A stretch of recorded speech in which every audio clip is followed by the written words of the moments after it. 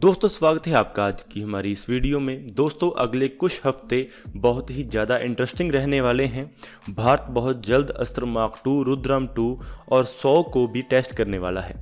भारत कुछ indigenously developed advanced weapons के test करने वाला है, जिसमें एयर टू एयर मिसाइल से लेकर एंटी रेडिएशन मिसाइल शामिल हैं और स्मार्ट एंटी एयरफील्ड वेपन्स भी शामिल हैं और लॉन्ग रेंज ग्लाइड बॉम्ब्स भी शामिल हैं।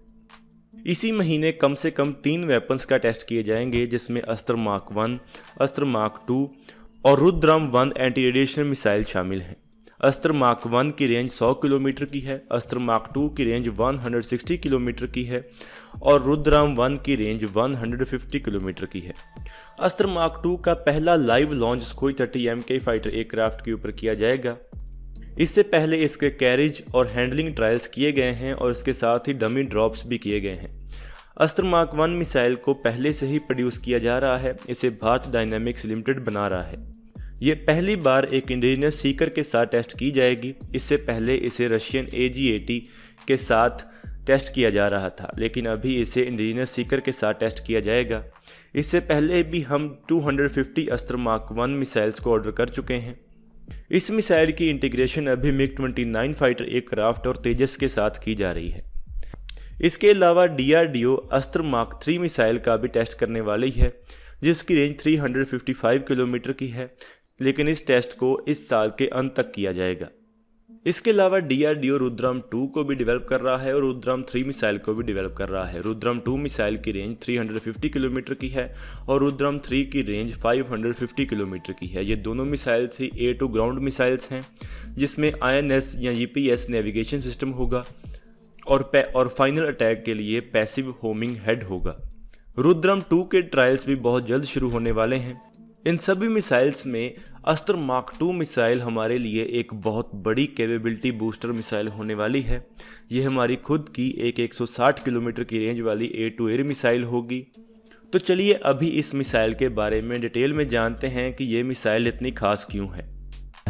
अस्त्र मिसाइल का अस्त्र मार्क 2 वेरिएंट बनाया जा रहा है, जो कि मीटियोर मिसाइल के साथ कंपैरेबल होगा। ये variant dual pulse rocket motor का इस्तेमाल करेगा और 150 से लेकर 200 किलोमीटर की रेंज वाला होगा।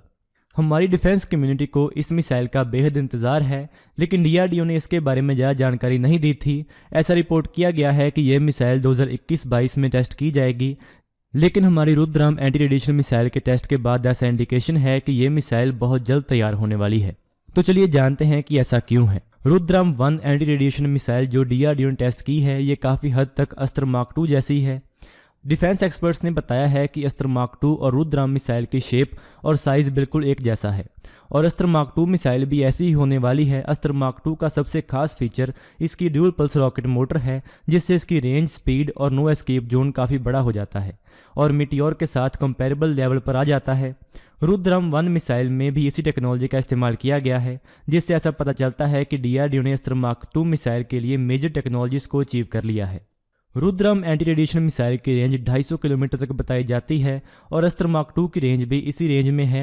अस्त्र मार्क 2 ऑफिशियली 150 किलोमीटर की रेंज वाली मिसाइल होगी, लेकिन इसकी एक्चुअल रेंज 200 किलोमीटर तक होगी। इन दोनों मिसाइल्स में काफ़ी सिमिलैरिटीज़ हैं, जैसे कि इन दोनों मिसाइल्स की शेप और प्रपल्शन सिस्टम एक जैसा है।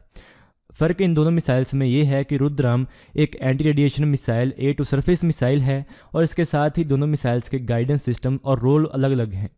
इसके अलावा भी अस्त्र मार्क 2 में अलग टेक्नोलॉजीज़ का इस्तेमाल किया जाएगा, जैसे कि two way data link, mid course update, active radar homing जैसे फीचर होंगे।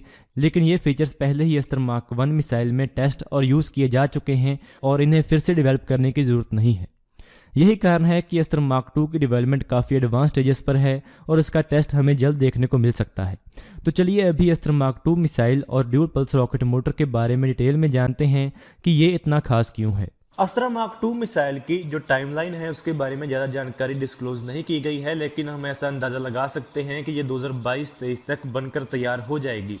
अभी जो हमारी SFDR बेस्ड अस्त्र मार्क 3 मिसाइल होगी वो इसके बाद में डेवलप की जाएगी, क्योंकि अभी भी जो रैमजेट प्रपल्शन टेक्नोलॉजी है वो हमारे लिए नई है और उसे अभी भी काम किया जाना है। तो चलिए बात कर लेते हैं कि ये मिसाइल इतनी क्यों खास है और जो इसका ड्यूल पल्स प्रपल्शन सिस्टम है वो इतना खास क्यों है। इसको जानने से पहले हमें ये जानना होगा कि इससे पहले जो अभी हमारी मिसाइल्स में प्रपल्शन सिस्टम इस्तेमाल किया जाता है वो एक नॉर्मल रॉकेट मोटर होती है, ये एक सॉलिड स्टेट रॉकेट मोटर होती है जिसमें फ्यूल को एक ही बार में खर्च किया जाता है और जब इसे फायर किया जाता है तो अपनी ये फुल स्पीड के साथ एक्सेलरेट होती है और अपने टारगेट को अटैक करती है। लेकिन जब कोई टारगेट लंबी दूरी पर पहुंच जाए जहां इस मिसाइल से काफ़ी दूर हो, तब इसकी इफेक्टिवनेस काफ़ी कम हो जाती है, क्योंकि ये मिसाइल अपना पूरा फ्यूल एक ही बार में खर्च कर देती है और अपनी ज़्यादा स्पीड को अचीव कर लेती है। तो जो दूर मौजूद टारगेट होगा वहां तक पहुंचने तक इसकी एनर्जी खत्म हो जाएगी और इसमें इतनी एनर्जी नहीं होगी कि ये उसके ऊपर ज़्यादा स्पीड से अटैक कर सके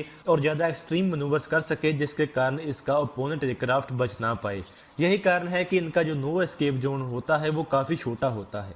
लेकिन यहाँ पर दो नई टेक्नोलॉजीज आ गई हैं, एक है dual pulse rocket motor technology और एक है ramjet technology. Ramjet technology meteor missile में इस्तेमाल की जाती है, जिसमें वो ऑक्सीडाइजर मिसाइल में कैरी नहीं करते हैं बल्कि उसे हवा से लेते हैं और इससे वो मिसाइल हल्की भी हो जाती है और उसकी रेंज भी काफ़ी ज़्यादा हो जाती है और वो अपनी स्पीड को भी बढ़ा सकती है और वो अपनी स्पीड को फ्लाइट के दौरान ही थ्रॉटल भी कर सकती है, जिसके कारण जब उसका टर्मिनल फेज होता है, जब उसने अटैक करना होता है, तो तब वो अपनी ज़्यादा स्पीड के साथ दुश्मन के ऊपर अटैक कर सकती है। लेकिन इसी टेक्नोलॉजी को एक नॉर्मल रॉकेट मोटर में इस्तेमाल करने के लिए एक ड्यूल पल्स रॉकेट मोटर का इस्तेमाल किया जाता है। ये मीटियोर मिसाइल की जो एडवांटेज है, ये इसे एक solid state rocket booster technology में ले आती है। इसमें जो आपकी मोटर होती है, उसका जो प्रोपेलेंट होता है, उसे मिसाइल के अंदर अलग अलग सेक्शंस में रखा जाता है, जिसके बीच एक इंटरनल बैरियर होता है। इसके पीछे लॉजिक ये है कि जब मिसाइल किसी दूसरे एयरक्राफ्ट का पीछा कर रही हो तो तब इसका इंटरनल फ्यूल जले, तो तब इसके एक सेक्शन का फ्यूल जले और जब ये मिसाइल अपने टर्मिनल फेज पे पहुंच जाए, जब इसने अटैक करना हो, तो तब इसमें लगी एल्गोरिथम की मदद से इसका जो मेन फ्यूल है वो जलना शुरू हो जाए और इस मिसाइल की स्पीड इंक्रीज हो जाए, जिसकी मदद से इस मिसाइल की रेंज भी काफ़ी लंबी हो जाती है और ये दुश्मन के एयरक्राफ्ट को टर्मिनल फेस में ज़्यादा स्पीड के साथ अटैक कर सकती है, जिसके कारण इसका नो एस्केप जोन भी काफ़ी बड़ा हो जाता है, जिसके कारण हमें एक सस्ती मिसाइल मिल जाती है जो कि एक कन्वेंशनल रॉकेट मोटर टेक्नोलॉजी के ऊपर काम कर रही है और इसके साथ ही वो मीटियोर मिसाइल जैसी मिसाइल के कैपेबिलिटीज़ को मैच भी कर रही है। इस मिसाइल के अंदर जो फ्यूल रखा होता है उसे पल्सेस में या सेगमेंट्स में बर्न किया जाता है और जब एक सेगमेंट की बर्निंग पूरी कंप्लीट हो जाती है तो उसके बाद दूसरा सेगमेंट जलना शुरू हो जाता है, जो कि इस मिसाइल के अंदर लगी एक ऑन बोर्ड एल्गोरिथम की मदद से इसको कमांड दी जाएगी, जिसके बाद वो बर्न होना शुरू हो जाएगा। ये सभी या तो हम प्री प्लान्ड फेज में कर सकते हैं या इसे हम एक एल्गोरिथम की मदद से कर सकते हैं। यही कारण है कि जब मिसाइल को पता चल जाएगा कि वो किसी दूसरे एयरक्राफ्ट के नज़दीक आ गई है और वो अपने टर्मिनल फेस के करीब पहुंच गई है, तो तब ये अपनी एल्गोरिथम की मदद से अपने फास्टर बर्निंग फ्यूल को जला देगी और ये अपने टर्मिनल फेस में ज़्यादा स्पीड के साथ अटैक कर सकेगी।